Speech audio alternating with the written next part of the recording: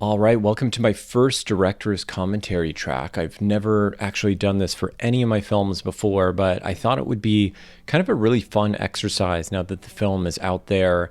And a lot of people have been asking about how it was made because it was put together in a very unconventional way. I've talked a lot about this on my website, my newsletter, but this was shot over the course of about a year. It was made for no money, there was no crew other than myself and the actors who pitched in a great deal along the way.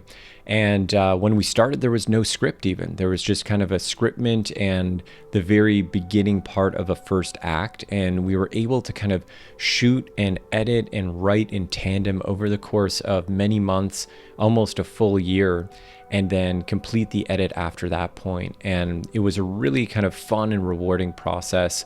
And yeah, there's a lot to unpack here. So let's kind of go through starting with some of these opening shots. So everything you saw so far, those driving shots, this shot of my son in the car, this is all the very first stuff that we shot on the first day.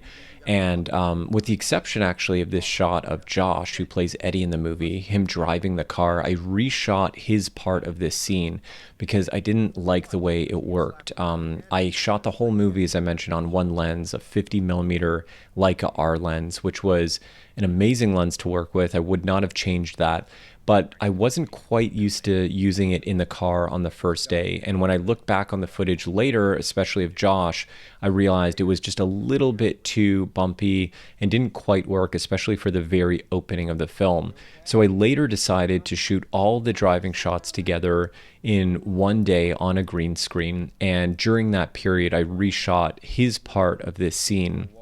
And even if I hadn't done that, this still would have kind of been shot unconventionally because with the original footage that was ultimately lost of Josh from this part of the film, I shot him separately from my son Mickey, who's in the film here. I knew that my kid was never going to be able to, act at this age with Josh in the car. He would be very distracted. So just on the way to and from our first day of filming, while my wife was driving, I was able to sort of call things out to him in the back seat, get him to repeat certain lines, and he was able to really sort of deliver it in a way that I thought was really natural. And I don't think he would have been able to do that if Josh was in the car. So almost any time you see him and Josh in a scene together, they were actually shot separately at separate times, sometimes even separate days, and then they were cut together to look like they were in the scene together. This is one of the, I guess, exceptions to that rule because you can see the two of them obviously together. They are in a two-shot. And there were instances like this as well, I guess, throughout the film. But for the most part, I had to shoot them individually. This first day of shooting, I think we only had part of the first act written. We had the opening scene and the opening sequence. And there was sort of a funny story, I guess, behind this location because we went out originally and it was written to be shot in front of or at a beach, so like right at the ocean. And we went to a beach in Malibu that I know well, that I've been to a million times before. And we, went with full intention of shooting our main sort of opening scene and sequence there. But for whatever reason, it was an extremely windy day. We could not film the way that we wanted to. And we had to very quickly sort of pivot and decide on a different plan, a different course of action. So at that point, I had to choose either one of two options. Either we just scrap it for the day, we come back another day, we go back to the beach, and the first day would mostly be wasted other than just some B-roll of some driving shots and a little bit of that sequence of the two of them in the car. Or the alternative was find another location. And this hiking trail, which is just off of like a residential side street in Malibu that I knew well, I've gone hiking here before. So I said, why don't we just set it there? It makes no difference to the story if this kid goes missing at the hiking trail versus at the beach or anywhere else for that matter. The idea is just that he's with his dad and he goes missing, and it's sort of, ambiguous as to what might have happened. And in the end, actually seeing this sequence, I prefer this location. I think this is better. And this is sort of a testament to some of the benefits that you get in terms of production value and quality when you're working with no crew or on a very, very limited budget, is you don't have to adhere to the same kind of issues that you don't have to deal with a lot of the same kind of issues that you might deal with on a larger production, like company moves, crew parking, permit issues, all the rest of it. It was just us with a little mirrorless camera in my hands, the Fuji X-T4, so we could shoot wherever we wanted. This next day that you're watching footage from, so this was our second day of shooting, and this occurred about 3 weeks after that first day. So our first shooting block was just a single day. The second shooting block that you're watching here now, this was, I think, a 3-day shooting block. And the first of those 3 days, it was just Josh and I in this motel that I found. And by the way, it's hard to find a motel to film in for this film, despite many motels actually looking like this. I went to this area called Palmdale that's north of LA, and I went and looked at a bunch of different motels, and I was asking them to look at the room before I booked the motel, and I guess that caught a lot of people off guard. They probably suspected I might be filming something. Eventually I finally found a motel that said, yeah, you can come in here, and I told them I'd have a camera, and I was taking some little shots for a small project I was working on, and they seemed fine with that. So once it was booked, Josh and I met there for the first day, just us two, because there was a bunch of scenes where it's just him in the motel and not the other character, Tommy, played by Maynor, who you're going to see in a little bit in this scene coming up, actually. And so the first day we got to the motel early, and we actually got there before check-in, so we just went to Target and bought a couple of props, like the hat that he's wearing and the sunglasses he had on. And we shot all of those little opening shots of him working out, and we sort of spent the rest of that day just planning for what you're watching now, trying to figure out what's the blocking going to be for the next scene that we film. And then this following day, which was, I guess, technically our third day of shooting, including our opening, shoot day at the beach, this was the first day where it felt a little bit more like a regular production to me. Even though there was still no crew, it was still being shot in this very kind of loose, unconventional way. It was very casual. But we still had dialogue. We still had a couple of actors working out a scene together. And during those moments when we were actually rolling camera, it felt a lot more like any other movie that I've done.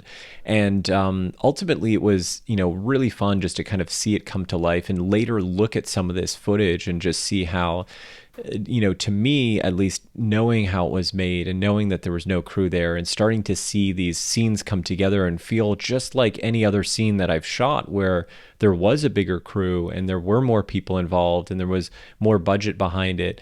It was just cool to see it actually take shape. This is the first scene I shot where I could kind of see the movie starting to form.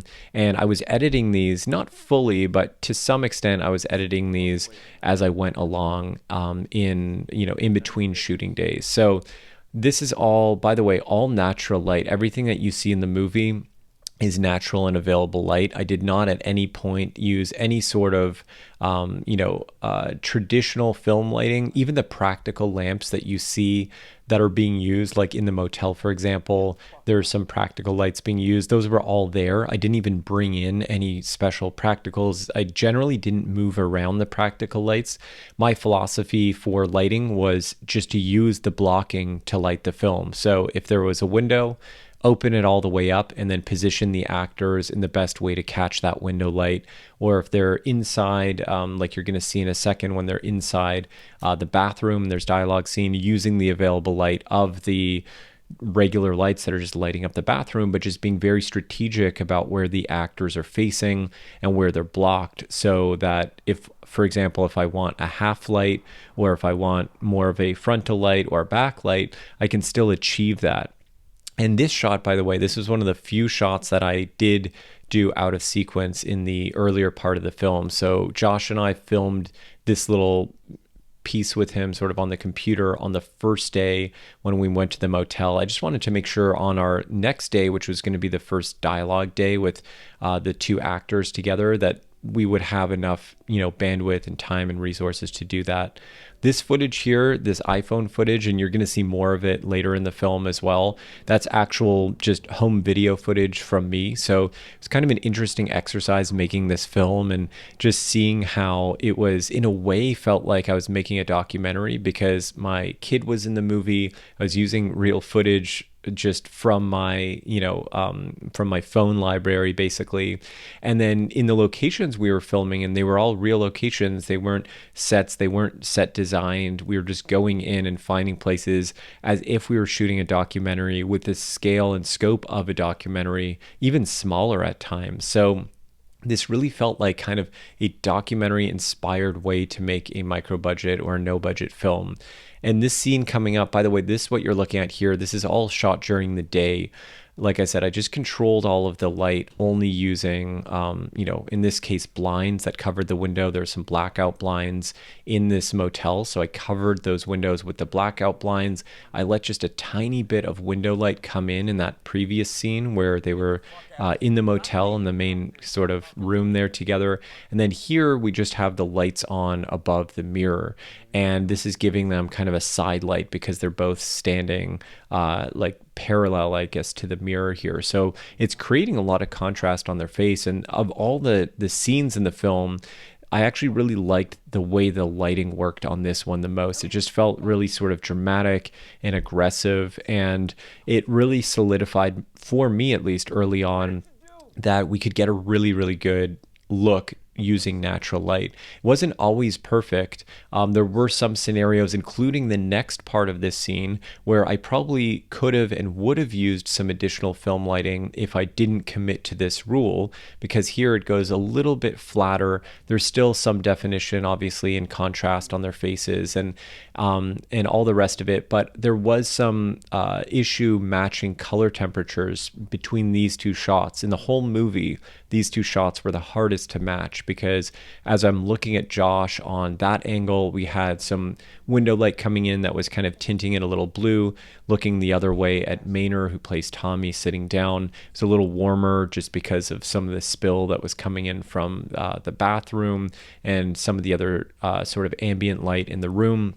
So ultimately, I was able to match them in post, and I think as you watch it, it looks pretty fluid. I don't think it typically doesn't stand out, at least to me anymore, and most people that have watched the film, if anything, have enjoyed the scene because they're focusing on the performances. And this is kind of one of the more nuanced moments in the film where we have these two characters that are flipping in terms of their kind of emotional state and their understanding of the other one, and sort of breaking down a barrier. So this is a scene, and a lesson, I guess I should say, that I took away from making this scene is, in previous films, if I'd shot something where the shots didn't match perfectly, or I would have maybe relit it, slightly differently after I saw it after the fact, I might have just cut the scene way down or eliminated the scene and replaced it with something else.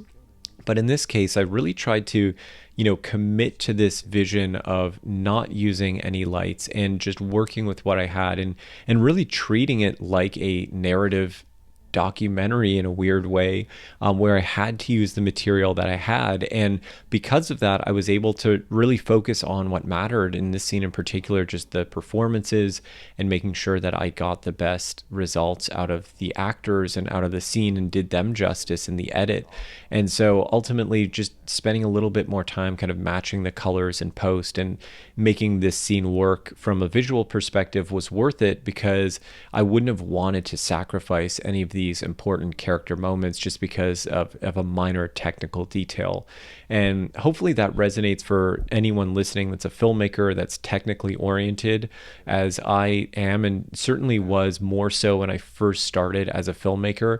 Felt like, a huge part of the director's job is to get the technical aspects right. But the bigger part of the job, and the more important part of the job, is really to get the performances right, obviously, and the story right. And, that ultimately is always what has to come first when you're making decisions. So what we're going to see next here is our third day of filming in the motel. This was our third and final day. So each day we were only shooting, 3 pages maybe, or so, 3 to 5 pages, I guess, at the motel, if that, sometimes less. And this was kind of the final day there. So we have Josh just sort of noticing what, is coming up on his computer screen. There's a match. He's potentially going to have a lead now to find his son. And then this shot I really liked. I actually wished I did more of these kind of shots later in the film, when I watched it back, these sort of long one take, single take shots, because I just think there's so much that you get from these visually that you don't get if you're just spelling things out for the audience with a cut. This film wouldn't have worked entirely in one take shots or scenes, but there are a lot of great films that the entire film just goes from one take of a full scene to another scene that's done in a full take, and that can be a really kind of sort of nuanced way to tell this story and allow the viewer to play a bigger part in the experience of watching the film, because they can, interpret things for themselves. They can sort of digest what they want and look at different areas of the frame and focus on different things and feel like they are part of the viewing experience and not having their hand held quite as much. So the reason I shot that previous scene that way, honestly, was because we just went out there with the camera and we had to shoot quick, and we were in a parking lot. So it was almost more of a just utility reason than anything else. But in the end, I was really happy with what that looked like. I did have a couple of other moments later in the film where I did stuff like that. But I feel like in retrospect, I probably could have leaned into that a little bit more. It also makes the editing so much easier and faster too, because you just pick the take you like, you drop it in, and you're done with that scene. Same goes for color grading. You're not matching 10 different scenes or shots within the same scene together. You just have a single shot that you have to make look really good. So it can speed up your process. It can add a lot, I think, visually. But ultimately, obviously, it's what's right for your film. This little sequence here was an idea that wasn't in the script. Josh and I were talking on the phone about doing kind of a dream sequence as a transition into his, journey into LA, which we're seeing here when he actually arrives in LA after his drive in. And this was very different in sort of the original treatment that I wrote out. But again, that's part of the beauty of working this way. You get to add things and change things up. Another part of the benefit, another huge benefit of working this way, is getting shots like this and just, going wherever we wanted, and, driving the car into a parking lot or in front of 7-Eleven and having Josh walk out of the store and just filming this from the back seat of the car and getting a lot of different environments and textures and moods. I think I tallied it up at one point, and I'm pretty sure we shot in, several dozen, at least like 24 different locations for this film, which is more than any other film that I've done. But we couldn't have done that if we didn't have the camera package we did, if we had a crew with us, if we had a more traditional setup. And that's the whole, real benefit that you get from working this way. And that's the big recommendation I would have for any filmmaker making a movie on this level, is lean into that. Do all the things that you couldn't do with a bigger budget, like we did here. Drive up on Mulholland Drive and just pull over on the side of the road wherever we found the nicest looking area, pull out the camera and shoot a scene, and then jump back in the car. And these two scenes we actually shot on the same day. This was, at the time, the house that you're seeing Ariel on the phone in here. This was where Josh was living, and we shot. We went there. I think we met at that house, and then Josh and I drove up to get this part of the sequence first, his part of the phone call. Then we went back down. We met Ariel, and we did the rest of the phone call at the house, and then this was on a separate day where we went to Griffith Park in LA, and we just shot a bunch of the stuff that I needed just with Josh. So there's this whole sequence here where it's Josh at the park on his laptop. Then he goes to this rec center and he's looking for his kid. And then he goes back in his car and he drives off. All of this was just done in the same day. And so it was multiple locations in the same day, but it was super easy to film because we didn't have to worry about company moves or any of the other stuff that I talked about before. We could just meet at the park, film a couple scenes.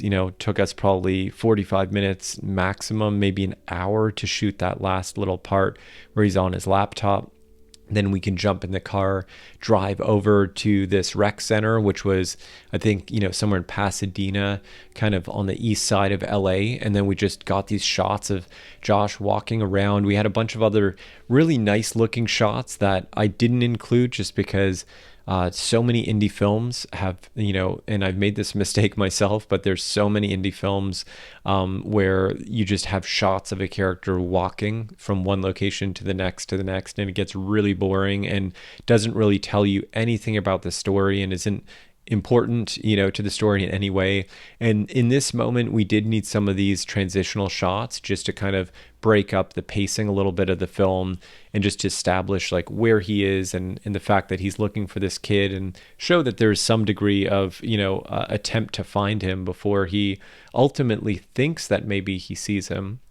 And all of this, again, was shot very quickly. I think we shot this whole sequence of him walking around here looking, and then in a second he's gonna see the kid and he's gonna go and chase after him. This was all shot in one, about 1 hour, I would say, total.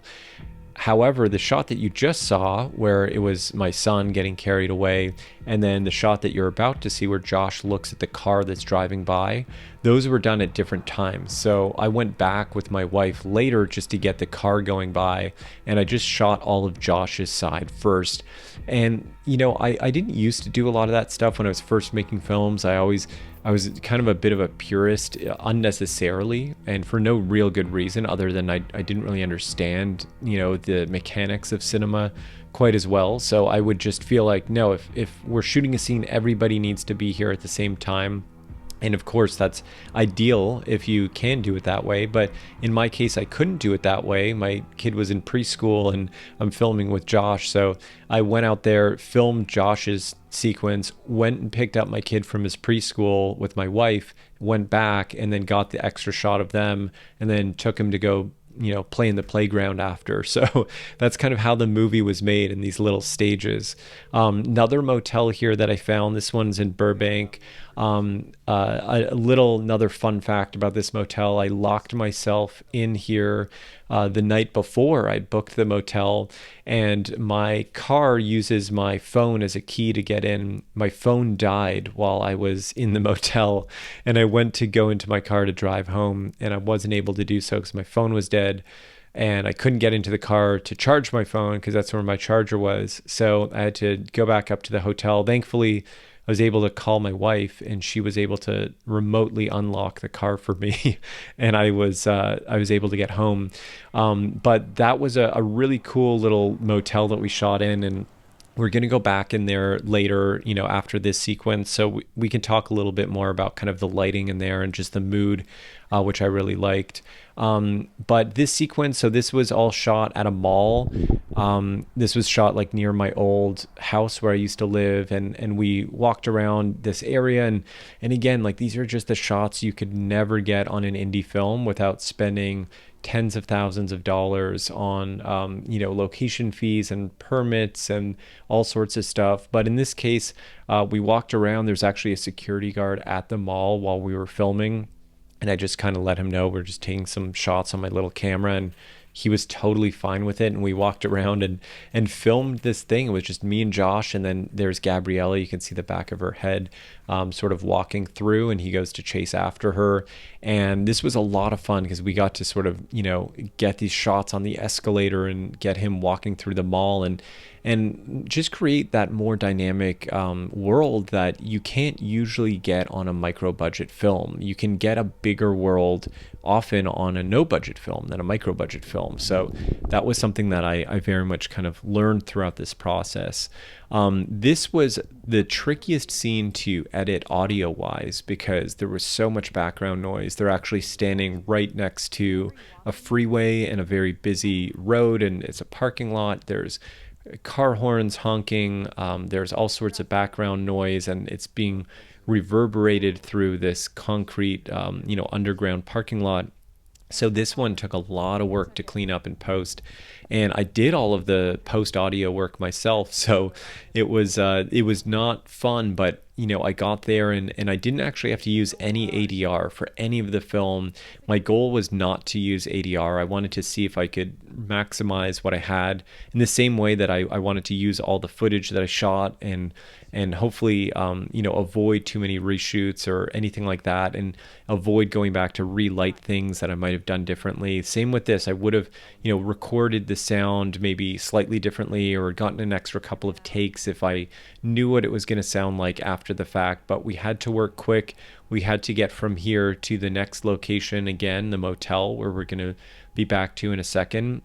And ultimately I cleaned it up, and it's not perfect. No film is ever perfect. You can always hear the inconsistencies, but I've had a lot of positive feedback in general on the sound, and that's something I was really happy to hear, because I know a lot of work went into it, particularly on that scene. So here we're back in the motel. This is another example of practical lighting. So there was a lamp on the desk. I literally just turned the lamp on. It had a very warm lampshade on it, and I pushed it maybe like 6 or 8 inches in one direction just to kind of create more of a key light from opposite side of camera placement. And then in the background, I turned on the bathroom light, which gave us, you can't see it now because we're on the next shot, but it gave us just a little bit of a green sort of border around the door frame, which added some more dimension to the shot. And this whole sequence, I think, is one of my favorite that we shot overall. If I'm looking at all the elements, the acting, the way that it looks, the way that it came together, even in terms of some of the writing and the ideas that they had. This day, much like all the other days that we filmed, we met in the morning, and this was any day when we had 2 or more actors that were going to be in a scene together. We did this. So we would meet in the morning, and we would just talk about the scenes. We wouldn't worry about, we have to get our first shot off in 30 minutes or in an hour, which is normally the case when you're on, a bigger set. Everybody's always rushing to make sure they get their first shot off because they don't want to, lose the whole day and fall behind, which is understandable.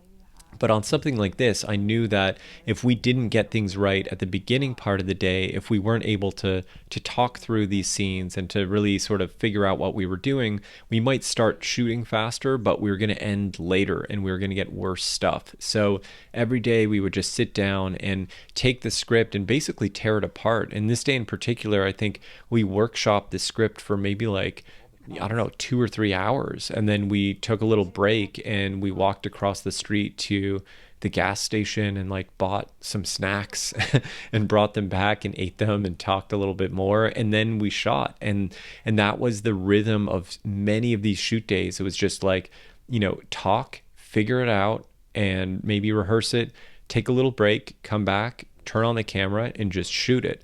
And this scene, was shot, ultimately the actual filming of this scene was done very quickly. It was probably, an hour and a half for the entire scene. And we got a good amount of coverage, and we needed a good amount of coverage because they're getting up and moving. You could see that's one of the things I've learned kind of over the years. Just if you're ever directing a scene like this that's in one room, it's so tempting as a first-time filmmaker or director just to kind of keep the actors in one place, because it makes your coverage easier. You can just get a master shot or a couple of single close-ups and make things a lot easier on yourself that way. But on the viewer, it really takes away from their experience, and it really limits the overall kind of depth of the film and the visual interest in the film. So what I like to do is any scene that I have that's more than 1 to 2 pages, I'll break it down page by page so that at the end of each page there's some kind of movement. Like the character sits down on the bed, they talk for a little bit, then they move to the chair, then they talk for a little bit, then she gets up and stands at the door, they talk a little bit more.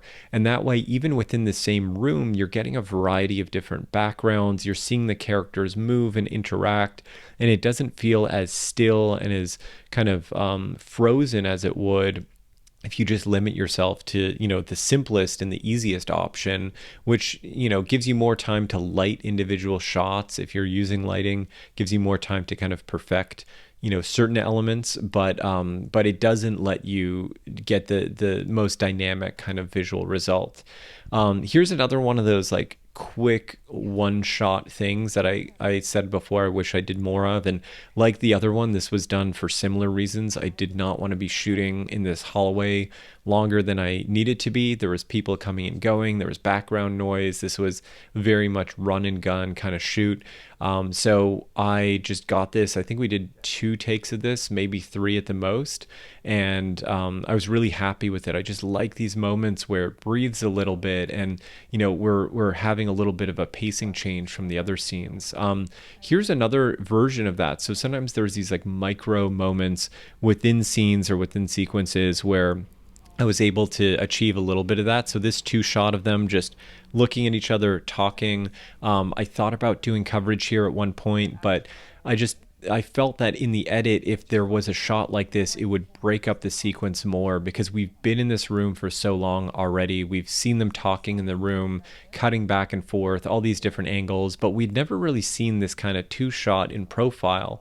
And I really liked it. Again, this was like much like the other single shots that I've done in this film. This was one of my favorite shots in the film. And I'm glad that I knew I was going to frame this for potentially a 4:3 aspect ratio looking at this now, because had I planned on widescreen, I would have set them further apart and I wouldn't have been able to use this shot once I cropped it to 4:3. I did, just as a quick aside on aspect ratio, I did actually start off wanting to shoot this as an experiment, just because I'm weird like this, in the golden ratio. So I always like films framed in 1:6:6, which is kind of the old European standard, and is also known from like Super 16 filmmaking. And I thought I wanted to get close to that, but use the golden ratio, which is like 1.612 or whatever it is.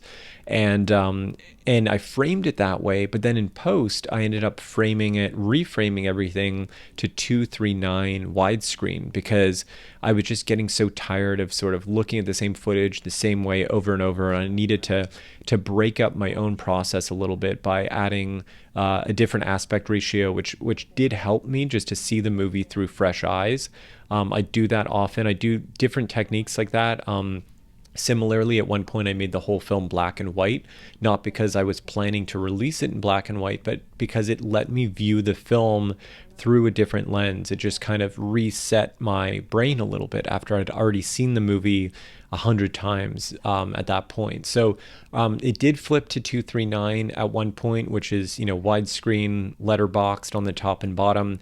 And at one point, I thought I might even keep it there because it looked pretty good like that. But right at the tail end of my process, before I did the final master of the film, I said, you know what, I'm gonna try it one more time in let's say 4:3 this time, because I wanted to try all these different aspect ratios, and I had been testing some of them, but I hadn't put it in 4:3 for no other reason than I made my last film before this one in 4:3, and I felt like I always want to try something new. Even if it's subtle, I just want to try something slightly different. But I really tried long and hard to find the best aspect ratio, and I kept coming back to this 4:3 frame. It just felt like it worked the best. It worked better than the golden ratio that I thought might work. It worked better than the widescreen, and it just seemed to fit with the narrative of the story and the close-up shots of the faces. One of the best things about this format is that it captures faces really well, because it's not as wide, so it's more conducive. Or if you have shots like this where Josh is standing next to the car, you can capture like a 2 shot, and you're not seeing too much of the background. The background is obviously great for some films, and you need to show more of the environment. But in this case, because it was so low budget, I wasn't able to go ahead and, dress the background and really spend time on making sure the background looked exactly the way that I wanted it to anyways. So 4:3 not only helped frame the faces better and just kind of create some more interesting shots like this one, but it also allowed me to crop some of the sides, the left and right of the frame, where there was often negative space that just didn't really need to be there and wasn't intentional. It was just kind of a byproduct of filming this way. So all of these shots, again, this is all green screen stuff here. I added some camera shake in post. I was able to to find these driving plates. If anyone's ever doing green screen work in a car, I'd done some before, but I hadn't done a ton. The one thing I really wish that I knew was how difficult it is to shoot background plates that match properly. And background plates, of course, that's just the footage going behind them of the the streets going by. You might shoot on a different lens or on a slightly different angle or in different color temperature. Like any of those variables that change will make it not match your main footage as well. And in a scene like this where you're seeing the left side and the right side of the car, it's even more complicated because you might get something that looks good on one side, but then you can't get something to match as well for the other side. So I ended up using a mix of plates that I shot myself. I tried multiple attempts. I shot plates on iPhone, I shot them on GoPro, I shot them on my Fuji. But then I ended up licensing some plates as well from a stock footage company and putting those in the background because some of those they're just shot so perfectly and they're so smooth and they just kind of drop right in there with minimal effort, which makes things so much easier when it comes time to do post. So this next scene here that we're looking at, this was another kind of find it as we go moment where we were driving around. This is near Studio City in LA, and we're just looking for somewhere to film and kind of found this quiet spot that was down like near the LA River, sort of off of, I think it was Coldwater Canyon. And it was just an easy place to go and film. And it looked cool. It looked visually interesting. It looked like somewhere that they might actually be because Josh's character, Eddie, was supposed to be on the run at this point. So if they're going to stop somewhere for lunch, he didn't want to be in the most public space.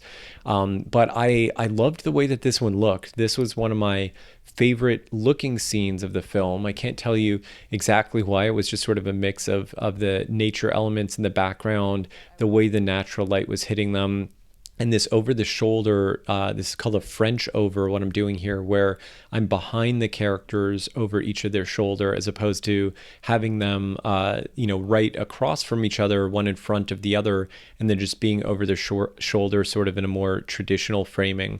I love these French over shots. I try to do them whenever possible. It works amazingly well if you're in this kind of scenario where you have two characters sitting right next to each other.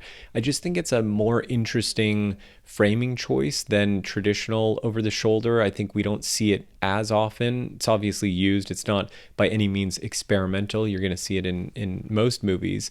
But just the blocking doesn't typically lend itself to that because you don't often have characters just sitting right next to each other like this.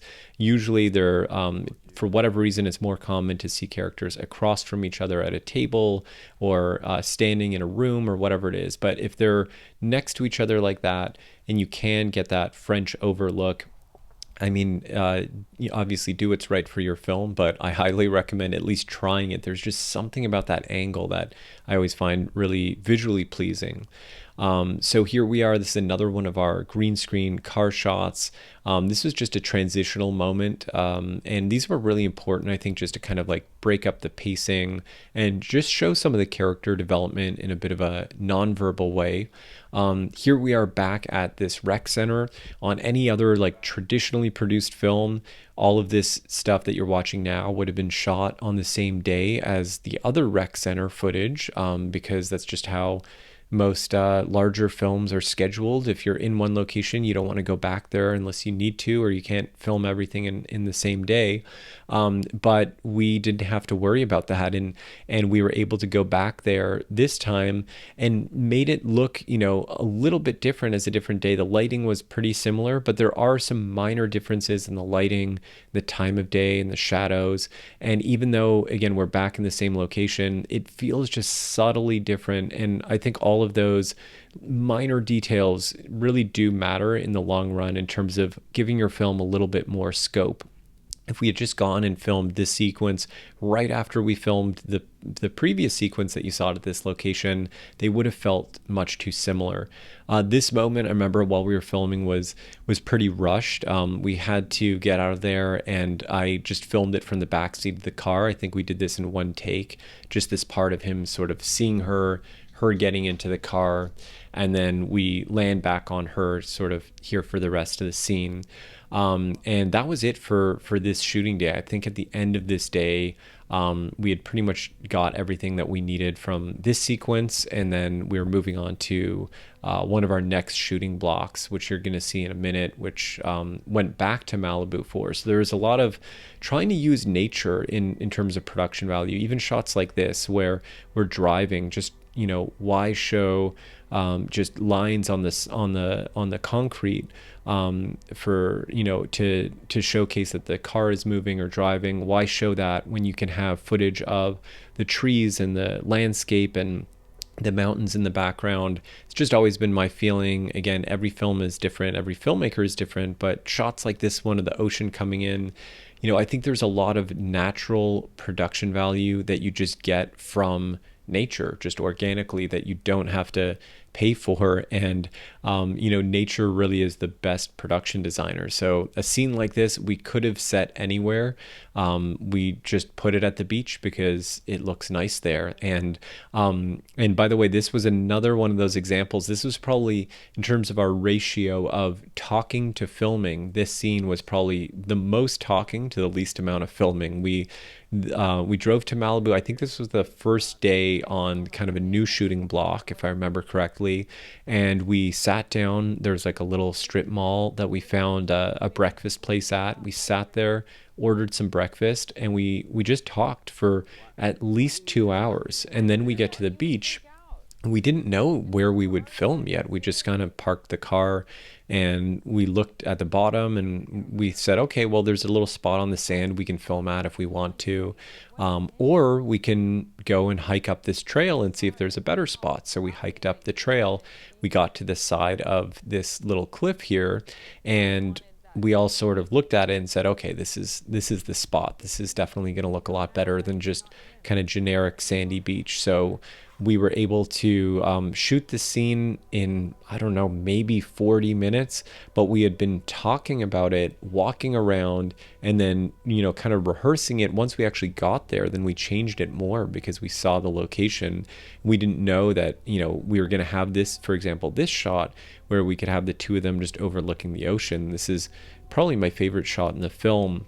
And we didn't know this would be, you know, something that we could get until we got up there. So, you know, once we got up there, we're talking for another 30 minutes or whatever to figure it out. And then we shot it. And by the end of it, you know, the only scene that we shot that day was this scene of them at the beach, because there was nothing else really at the beach to film. Maybe we shot actually a couple of these driving shots as well after.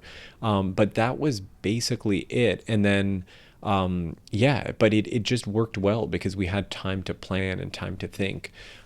So these driving shots of them in the car were shot a different day. However, I was able to find actual stock footage of the background of the exact road that we, you know, had to film at to get to this part. So this next chunk is sort of off one of the canyons in Malibu. It's 10 minutes, 15 minutes maybe from the beach where we filmed at.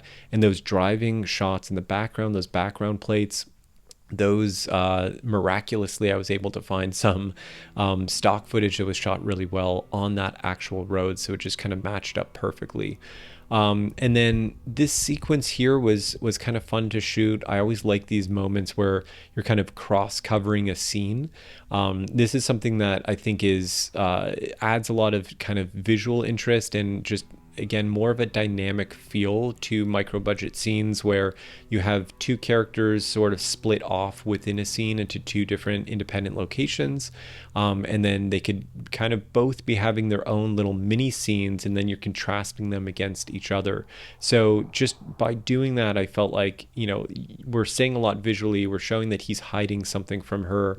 We're showing that she's being deceptive by pulling out, you know, his cell phone and trying to look through it. And then we see the way that, you know, they both kind of cover up when he gets back in the car and have some dialogue here. This is another, you know, back of the seat sort of shot that I got in the car. But after looking at like anything we filmed in the car from the back seat versus the front seat, There's something about this angle. This is technically like a French over angle again, but there's something about this angle that just always looks, I hate to just use the word cinematic because nobody knows what that really means. But to me, that means sort of all of the elements coming together, to elevate and to make it feel like it is something that is greater than the sum of the parts. And there's something about in a car sequence like this, if you imagine if I was in the front seat filming this versus the back seat, I wouldn't have had as much of the background or the window. The angle that they would have been on would have been more head on. This shows them a little bit more in profile, which I think is more interesting. And it also just lets me get out of the way because they could both be in the car at the same time. If I were sitting in the driver's seat, let's say to shoot Gabriella's coverage, Josh would have to, be off camera, standing behind me, or he would have to be in the back seat, and that would kind of break her concentration a little bit more. But by shooting it this way, I allowed the actors to fully play the scene together, fully, just be in the moment together, and almost hopefully forget that I was there. And I thought this was a lot of fun to shoot this scene. I felt like this particular moment, I remember we did it several times, and we really tried some different ways, and I think we were almost like not quite butting heads, but we were having some conflicting ideas in that moment. But it worked well because in the scene there was a lot of tension, and it almost bled through sort of the reality of what we were feeling at the time while we were shooting it into the actual scene. This moment was one of the more challenging for me to shoot because I wrote it on the page where they're driving on the freeway and they're passing these signs, and she's slowly realizing that he's not taking her where she thinks he's going to take him, and that he's going to go to this other character, Scott Bradley's house. But again, talking about these driving shots and sequences and the background and matching everything to try to make that work when we're using green screen, and then we have background plates that had to match the cutaway shots that I had of the actual signs, like those road signs that are showing, which direction the turnoff is and where the exits are and all of that. That was very difficult. So I actually had to go myself and film a bunch of those backgrounds in the same location that I got the B-roll and the insert shots of the signage, because otherwise it just wouldn't match. And that took me several attempts. It was actually pretty frustrating at one point. I went like multiple times just to try to get shots that would work and cut together. And that was sort of a lesson learned for me. In one way, the green screen driving shots simplified things a lot, at least in terms of production. And I'm glad I did it that way. But in terms of post, it added a lot of complication. One little trick we used here, this is Griffith Park in LA, which is, if you're not from LA, is sort of near Hollywood, closer to the east side of LA. And then this shot here was in Malibu, and we had shot part of this previously while we were in Malibu on a different day shooting one of the other scenes that I just talked about. But we didn't find a good spot to pull over the car and just have that quick moment where he jumps out and chases after her. So we had to kind of, piece those together, and I don't think anyone really could ever tell. This could just look like it's part of Griffith Park or, any other kind of natural environment for that matter. But there were a few of those moments in the film where we had to use some tricks to kind of really mash up two locations together. You're going to see another version of that coming up soon. This shot was, or this scene, I should say, was somewhat challenging to shoot because it was in that sort of natural environment. We had a lot of background noise just from like bugs, and there were bees flying around, and there was hiking trails going nearby, and there was people sort of walking around the area as we were filming this. So we had to shoot it really, really quickly. And then on top of that, we had the sun, coming out and going away under clouds. Sometimes you have those days when you're filming when it's not just one or the other. It's like constantly, even within a single take, you'll have the sun go in and out of the clouds multiple times. So that was the biggest challenge shooting this scene, was just dealing with that natural light. And ultimately, thankfully, we were able to get it to work. But there was several times when, I had to feel bad for stopping the actors kind of mid take because the sun changed enough that I knew it wouldn't be usable. And then I had to step them back a little bit into shadow or step them forward a little bit into the sunlight, whatever it was in the moment, to sort of make it match and make it work. But in the end, we got what we needed, and we had to shoot this quickly because it felt very uncomfortable for everybody because of all the natural elements that I mentioned before. We didn't have a long time to shoot this, but we got it all done, and that was a big lesson and sort of a through line that I've mentioned now, I guess, a couple of times in other scenes. But working quickly doesn't necessarily mean you're not going to get good results. I really liked how this ended up looking in the end. I liked the performances in this scene, and I was happy with it as a whole. There was nothing major that I would have done differently in the end. And this was shot very quickly, probably even faster than that other shot at the beach that I showed you before in Malibu on the cliffside. So it's really less about how much time you spend filming and more about what you're getting and how well you're planning your shots, and how much what it is that you need to do, and how much the actors know what they need to do as well. So all of these shots, by the way, these little transitional shots, I would just film these like in between shoot days if I kind of had nothing, to film that day with the actors, but I felt like I was maybe piecing together an edit and I needed to a transitional beat that I didn't have footage for. I would just go out on my own, take the camera, and mount it to the car. I had a little suction mount, and I would just film those in a profile angle, like shooting basically through the window and driving around all these different areas of the city. I remember one day I drove from like my house to Burbank up into like Palmdale, then to Malibu, and then back all the way to my house where I used to live on the east side of LA. And it was just so much driving and so much filming. And I didn't use 99% of it, but within that, I found the shots that I actually needed and I wanted.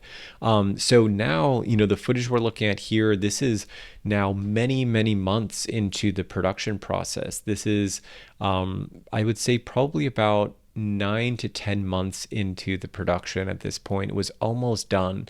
And one interesting thing that sort of happened was our shooting blocks got bigger as we went. So when we first started, the very first day was just a single day of production. Then we did 2 to 3 days in the motel. Then we did another block that was like 3 days. And then eventually we worked our way up to the point where when we shot this scene and the next couple of scenes, we filmed, I believe it was either 4 or 5 days, essentially back to back in one shooting block, which I'd never done. And that part started feeling a little bit more like a traditional film, at least. One of the benefits of shooting just 1 or 2 days at a time is it gives you so much time before and after to, plan and to deal with, offloading your footage and, finding props or doing whatever you have to do in terms of pre-production and prep for the next day. It just gives you a lot more flexibility and leeway. Whereas if you're shooting 5 days back to back, if on day 3 something kind of goes off the rails, you don't have that space to fix that issue. You basically have to go right into another production day. But by this point in the shoot, we all kind of knew what we were doing well enough. We'd been working together now for, the better part of a year, using this kind of methodology. Brad Rader, who's in this scene, he had not been yet a part of the film until this scene. But at least Josh and I had shot so much of the film already that we kind of knew what to expect. We knew the workflow. And this day very much felt like any of the other days with Gabriella, where, we would meet, talk, and then, really work out the scenes and shoot. So this was one of our longer shoot days just because we all had a lot of ideas and some of them were sort of conflicting ideas. And we really just wanted to find what was the best version of the scene. Brad was an amazing collaborator in terms of helping to shape the scene, that previous scene that you just saw. I sent him the script a couple of nights before, and he came back with some edits and he said, what if my character said this instead of that? And I said, that's great. And then further on the day, we reworked it. But the final version of what we shot was, on that scene in particular, was significantly different. And while we're here, let me just also mention, this is another example of, two shots done at totally different times. Josh is just really looking into an empty crib here at this point. And then these shots were taken a different day, just when I was at home and, my kid was going to go down for a nap. I just said, try to lie down, try to keep your eyes closed. He couldn't really keep his eyes closed at that age without looking at camera. So I just told him to rub his eyes, and I think it totally works. It totally fits. So we have that shot of Josh kind of leaning back out of frame. And you'll notice, by the way, when Josh leaned back from the crib and he went out of focus, that's because the entire movie doesn't really have any focus pulls. I don't think I did a single focus pull in the whole movie because I had no AC. I didn't have a follow focus on the camera. I didn't have any autofocus that I could use in the Fuji that would, look decent. Plus I was using a vintage lens. So I just locked the focal plane and I worked with it. I had actors walk in and out of the focal plane, or I tracked with them to keep things in focus. So this was another example, this scene, of just trying to make the space look different. On the previous scene that took place in the kitchen here, we had them face to face, but we shot it over the shoulder, or rather just from each other's point of view. In this one, they're face to face again, but they're in a profile angle, which gives a bit of a different vibe and tone, and just kind of separates it from the other scene, which is always just so important. If you can do something differently, then just do it. That's my philosophy, at least. Obviously, be purposeful with your choices. Don't just do it for the sake of it, but when in doubt, change it up. People get bored easily, and people want visual interest on screen. So if you can make those sort of adjustments, little minor things like shooting one scene in a profile and the other more head on, if it's in the same location, that can really go a long way to make it feel more rich and more dynamic. This sequence here with Brad, this is one of our only VFX shots in the entire film. There's actually two. There's one here when he swings the hammer. Actually, we cut the first one out now that I'm watching it. That's the second one, the blood on the ground. We didn't have, the right sort of blood on the day to have blood pooling out from his head. So we just had a VFX artist take a existing blood asset and just put it under his head and just sort of add a little bit of gore to that scene. That way we probably could have done more, but micro budget, so we limited to just that shot. And then a second shot, like I said, that I cut where there was a little bit of blood spatter. And then here we have, this is the reveal. This is another prop that I made in Photoshop, where I'm showing Gabriella and Brad, the two characters, sort of, together, and now him piecing together in his mind what actually happened. So this is where he goes and actually chases after the car. And these shots were kind of crazy to film. This is actually my friend Ryan, who was driving, and I believe my wife was driving the other car, and we were sort of following along and shooting these like chaotic B-roll shots. All of this is very like mix and match, this whole sequence. So that stuff before was just us shooting B-roll of the car with my friend, like I mentioned. This stuff is all on a green screen with iPhone footage in the background that I shot, because this is a very specific bridge that we filmed near in Pasadena, and I couldn't find any existing stock footage that was shot on a more traditional cinema camera. And this shot of my son in the back was just done in our on our street. I just had the car parked, and after we had shot everything just on a separate day, I asked him to just go in the back seat, act like the car was driving and like he was upset, and I thought he pulled it off really well. I just filmed it, made it a little bit sort of shaky in my hands and the handheld movement, and then I added some additional camera shake in post as well. And all of those shots you see while she's driving, including the next shot here when she's parked. In a second, it's going to cut back to him on the floor of the back seat. All of that was just done in front of my house, parked on the street, very quickly. In about 4 or 5 minutes, we got all those insert shots of him. So this another example, this whole outdoor sequence here near the bridge, this had to be shot very quickly, mainly for continuity purposes. Again, like nobody was going to bother us about filming with this tiny little camera and no crew. But from a continuity perspective, you have, cars coming, going. It's the middle of the day. The scene and the environment is changing. Cars are parking next to them, and he's also basically standing right in the middle of a parking lot where he's having to move every so often, obviously, which you're not seeing in the film. But in the raw footage, there were a lot of takes that got broken up by cars driving by and sort of disrupting this whole sequence here. So this was, in a way, the most challenging part of the film to edit, and the reason being, it's one of the more important parts of the movie. It's obviously the climax of the movie, so you could argue it is the most important part. Here's another VFX shot, by the way, of the blood spatter in the broken window.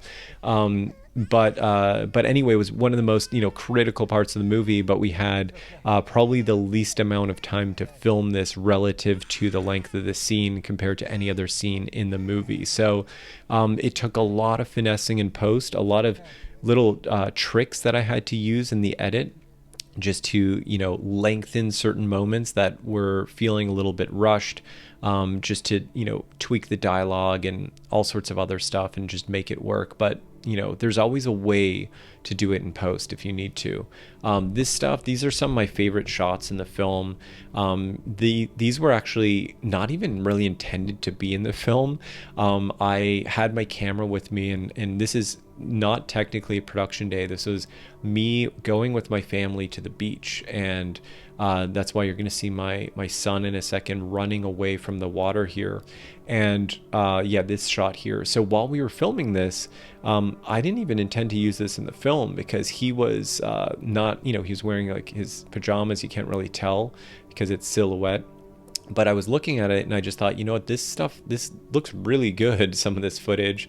So while we were there, then I started getting more of these sort of shots that were intentional transition shots. So this went from just like day at the beach with my camera in hand, just taking family videos, to why don't we actually use some of this in the movie, and planning some shots and getting some of those landscapes and those cars driving and those other little beats and moments that we fit in there.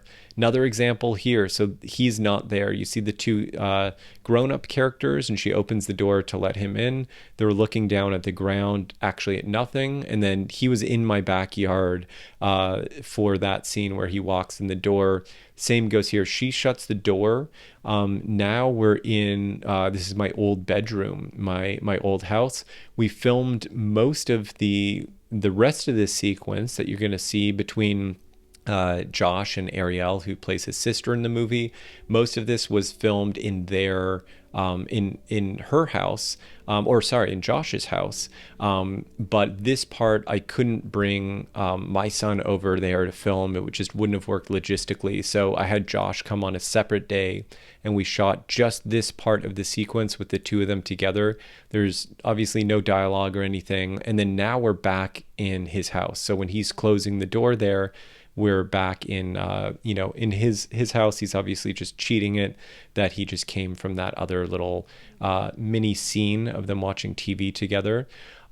So here we have kind of one of the more still moments in the movie. We're on a tripod, and one of the rules actually I was going to mention about tripod versus handheld was, and there were some cases when I strayed from this, but for the most part, if we were inside, I just had the camera on a tripod, and we were outside, I had it handheld. And a lot of that was just from practical standpoint, because inside, it was easier to set up a tripod. I wasn't, shooting in the middle of the street or at the beach or whatever. And that would free me up a little bit more to work with the actors.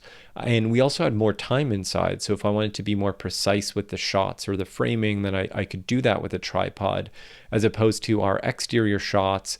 And this is a bit of a, I guess not the best example of this scene because we were still in their backyard, so I had full control. So this is all tripod as well. But a lot of the other exterior shots are handheld because we were shooting faster. We weren't in somebody's backyard. We had to be sort of running and gunning. So that ended up just being a good practical rule that also lent itself to the visual style of the film. And yeah, all of this again shot quickly, shot in a single day. This was some of the stuff that was shot out of sequence because this was shot at the same time as the other scene where we have the two of them on the phone together much earlier in the film. So this was one of those few moments where I did sort of break from our sequential shooting order. But you have to break your own rules. Sometimes you try to adhere as much as you can. In this case, it just didn't make sense. We would have had to have the actors come back for a second day unnecessarily. And again, another example, like lighting wise here, this is just the ambient light coming off of the window from inside the house. We just turned on all the lights in that living room, I believe it was, opened up that window, and then we just framed this in this over the shoulder angle with the key light coming opposite from camera side. This shot too, just a little mini out of sequence order, that blue like sort of indigo background that you see on behind Josh, when we started shooting the scene it looked like that. I knew that was going to last about 4 minutes before it went away, so we shot just that one little beat at the end of the scene first so we could capture kind of the glowing moonlight look in the back. Then we shot the rest of that scene with them sitting and talking in the backyard, and then I got this shot here, which was basically our last main shot of the movie, because the rest of what you're going to see are it's sort of a sequence of driving shots. So these are just montage shots.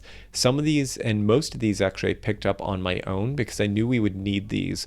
So as I mentioned before, I went out and I took my camera and just mounted it to the car and literally just like drove all over LA. Anywhere I knew that we were gonna be in the movie, I drove through physically with the camera mounted to the car. This stuff here is on green screen matched with some of those background plates that I mentioned before. So all of this is green screen. This is some iPhone footage.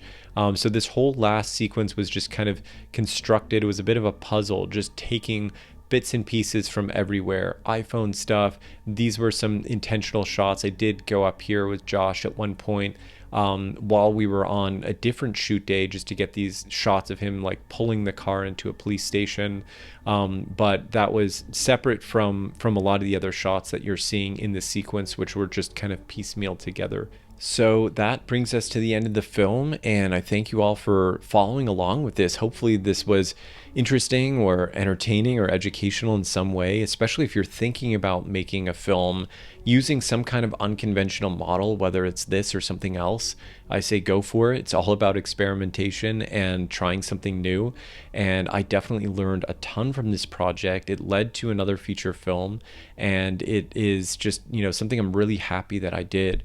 The only last thing I'll mention for anyone thinking about making a film this way, making a no crew feature, working on, basically a $0 budget with minimal collaborators, is just find a way to make it as collaborative as possible. It's really easy to be anti-collaborative when you're not working with a crew and when you could just give yourself an okay to do whatever you want. But in this case, I was able to really work with the actors and leverage them as just some of the greatest, creative collaborators that I could have asked for to level this up and make it so much better than what I could have just done on my own. So for anyone thinking of doing the same, my best advice is look for collaboration in other areas, in other unexpected areas if you need to, and just get out there and find a way to make your film.